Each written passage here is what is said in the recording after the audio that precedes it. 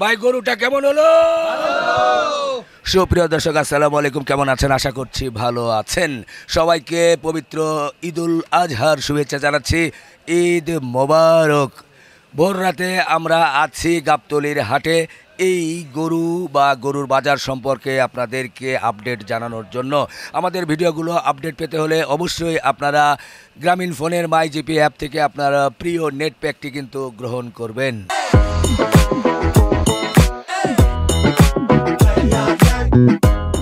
মাশাল্লাহ মাশাল্লাহ, সুন্দর সুঠাম দেহের গরু আমাদের এই গাবতলী হাটের অন্যতম ব্যাপারী নাসির ভাইয়ের। তবে নাসির ভাইয়ের তো গরু অনেকগুলো আছে, সেটা আপনারা সবাই জানেন।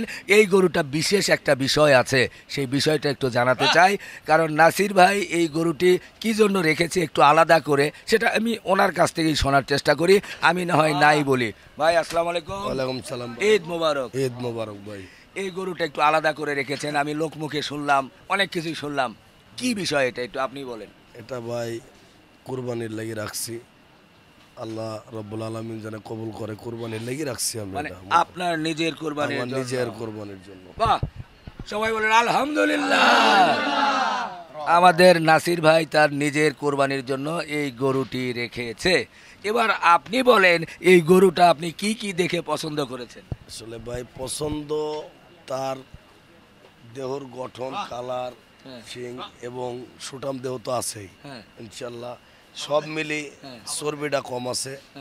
যা গেছে বছরে একটা গরু নিয়েছিলাম, আমাদেরই ছেলেপেলের পছন্দে, সেটা একটু চর্বি হয়েছিল, এটা চর্বি হবে না, যে কারণে এই গরুটা নিচ্ছি।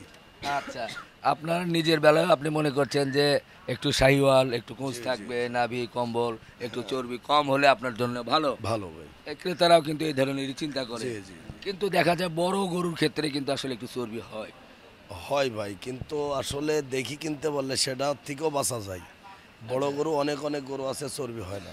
আচ্ছা আচ্ছা, তো আলহামদুলিল্লাহ আপনি এটা কোরবানির জন্য নিয়েছেন বা নিয়ত করেছেন।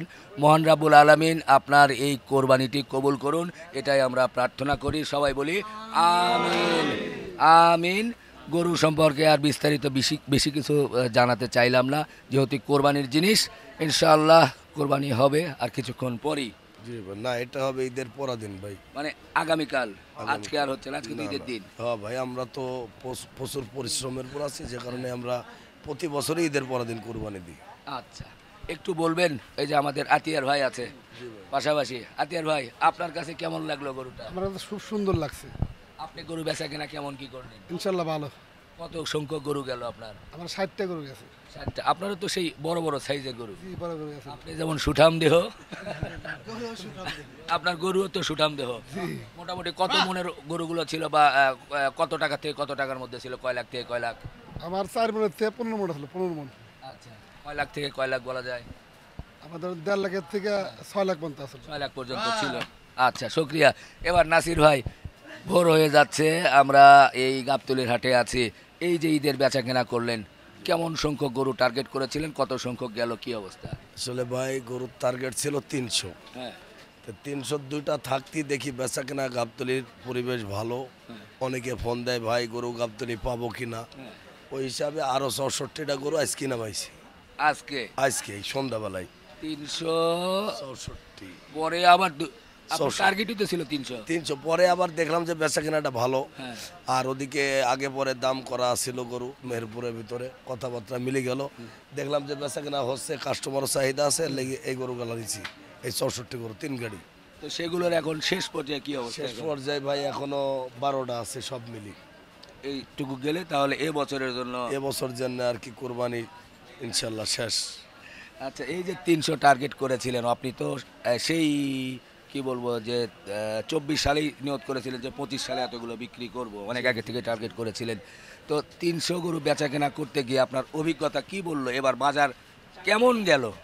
ভাই বাজারের বিষয়টা যা গেছে মোটামুটি সবার জন্য ভালো হয়েছে। কোরবানি যারা কিনছে এবং যারা বেচছে, মার্শাল্লাহ সবার লেগে ভালো হয়েছে। এমন কেউ বেশি দিয়ে কিনে নাই, আবার এমন যে অতিরিক্ত ব্যাপারী লাভ করছে তাও না, এবং কোরবানি যে বেশি দিয়ে কিনছে তাও না, স্বাভাবিকভাবে গেছে, সুন্দর পরিবেশ। ক্রেতাও জিতে গেছে, ব্যাপারীও জিতে গেছে। জি জি, দুইজনেই জিতছে। হ্যাঁ একবার সমান পরিবেশ।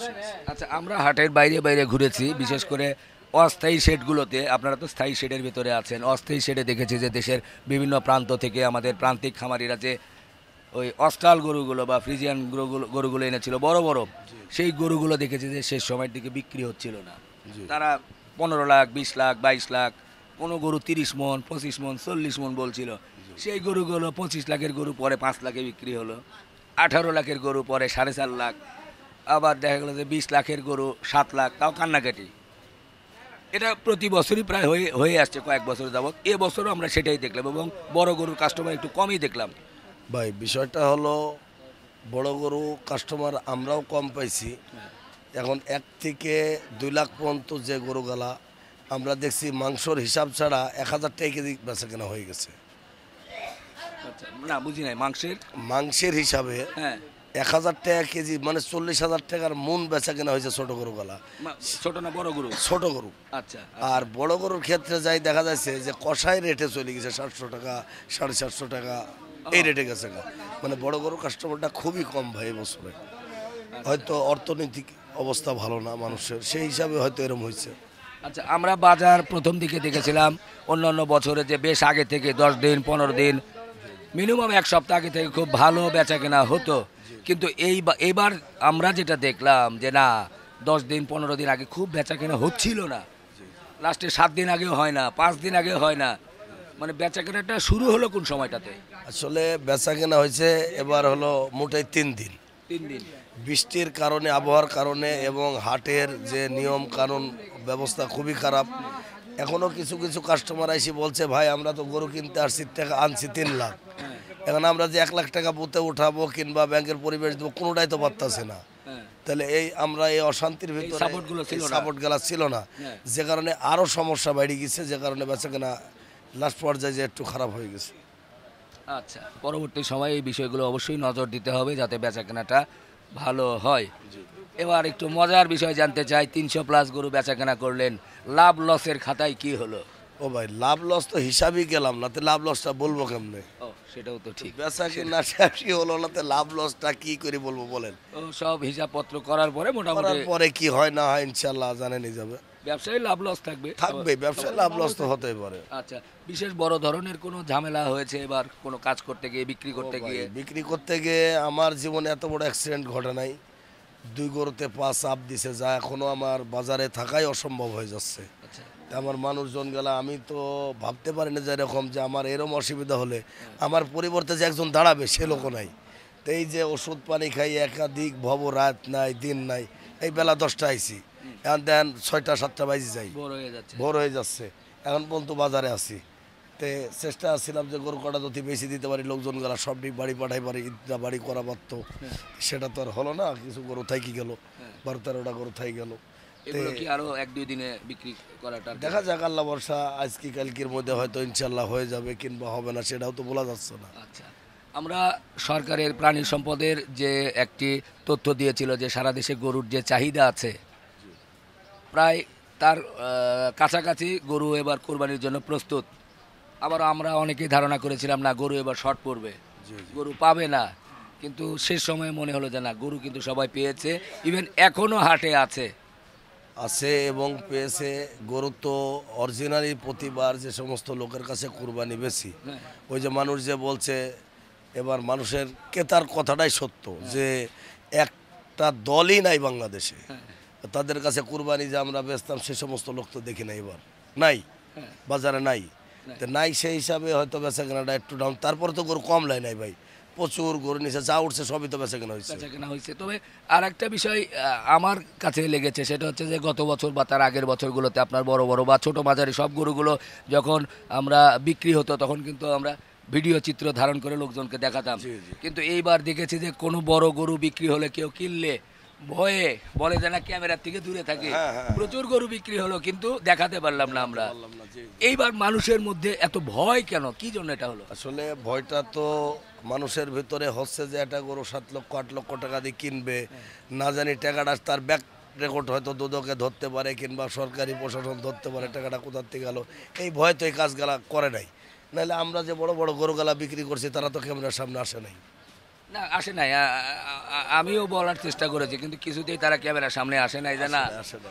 আসলেও বাচ্চা কিছু পাঠিয়ে দিয়েছে, ছোট ছোট বাচ্চা, ছোট ছোট গরুতে। বড়র ক্ষেত্রে তো দূরেই সরে গেল, মানে মনের ভিতরে একটা ভয় কাজ ভয় করেছে। ভয় তাকে ভয় কাজ করছে। আর আরেকটা কথা রিপন ভাই, আমার ব্যবসার অভিজ্ঞতায় প্রতি বছরের তুলনায় গাবতলি মানে 3 ভাগের 2 ভাগ গরু আছে, 1 ভাগ গরু আসে নাই এইবার এবার, হ্যাঁ। আসেই নাই। হ্যাঁ হ্যাঁ কম ছিল, পরিপূর্ণ জায়গাটাই ভরে নাই। বলে নেই। তাহলে কুরবানি যে এত বেশি হবে আমরা ভাববো কি করে বলেন? আমাদের যে ব্যবসার অভিজ্ঞতাটা হ্যাঁ। সেটা তো টিকলো না যে পুরাটা শেড লোড হয়, ডুগার ভিতরে লোড হয়, এবার পরিপূর্ণ জায়গাটাই ভরে নাই। আবার হাটও অর্ধেক হয়ে গেছে, তারপরেও ভরে নাই। তাহলে কুরবানটা কতটুক হচ্ছে না হচ্ছে এটা তো আমাদের কাছে এই মাপে হিসাব আছে, কিন্তু পরিপূর্ণ হিসাবটা তো খাতা কলমে আমরা দিতে পারবো না। তো চোখের দেখায় ব্যবসার অভিজ্ঞতা আমরা বলতে পারবো। বাহ, যাই হোক অনেক সময় নিলাম নাসির ভাই, আবারও ঈদ মোবারক। বাকিটা আপনি গরু বেচা কেনা করেন, অনেক কষ্ট করেছেন। ইনশাআল্লাহ আমরা হাটের সর্বশেষ হিসাব নিকাশ সাধারণ মানুষের মাঝে তুলে ধরবো। ভালো থাকবেন দর্শক। আজকে নাসির ভাইয়ের এখানে ছিলাম সর্বশেষ চিত্র তুলে ধরার জন্য। আমরা হাট ঘুরেছি, অস্থায়ী হাটে কিন্তু মার্শাল্লাহ ভালো বেচা কেনা হয়েছে, স্থায়ী হাটেও বেচা কেনা হয়েছে, তবে বড় গরুর ক্ষেত্রে খুবই কম। আমাদের যে উঁটগুলো ছিল সেই উঁটগুলো কিন্তু এখনও বিক্রি হয়নি। অনেক বড় বড় অনেক গরু আছে, সেই গরুগুলো এখনও রয়ে গেছে, সেগুলোও কিন্তু বিক্রি হয়নি। আর আপনারা জানেন ফ্রিজিয়ান বড় বড় গরু যেগুলো নিয়ে এসেছিলো সেগুলো কিন্তু কম বেশি দামে কিন্তু বিক্রি হয়ে গেছে বা বিক্রি করে দিতে বাধ্য হয়েছে। তো সব মিলিয়ে যাই হোক আলহামদুলিল্লাহ ভালো একটা কোরবানির ঈদ মনে হয় আমাদের এবছর পার হলো। পরবর্তী সময়ে আমার অ্যানালাইসিস আমি নিশ্চয়ই আপনাদেরকে আরেকটা ভিডিওর মাধ্যমে জানাবো। তবে এটা মনে হচ্ছে যে একটা সময় মনে করা হতো যে এই জাতের গরু মানে এত লাখ হবে, 20 লাখ 25 লাখ 30 লাখ, এই জাতের গরু মানে এই হবে। সেই জায়গাটা থেকে সাধারণ মানুষ অনেকটাই সরে আসছে। এখন ওই গোস্তের জায়গায় চলে যাচ্ছে যে 800 টাকা 850 টাকা বা 1000 টাকা, এই গরুটা হয়তো বা বেশি খরচ, অতএব 1200 টাকা পড়বে। কিন্তু 1000 টাকার জায়গায় 5000 টাকা কেজি হিসাব করে যে গরু নিবে ওই জাত বলে, সেই জায়গাটা কিন্তু মানুষ সরে আসছে। তো যাই হোক বন্ধুরা, আরও কথা হবে ইনশাল্লাহ পরবর্তী সময়ে। আজকের ভিডিও এখানে শেষ করি, ভালো থাকবেন, সবাইকে ঈদের শুভেচ্ছা। সবাই একটু ঈদ মোবারক বলি, ঈদ মোবারক।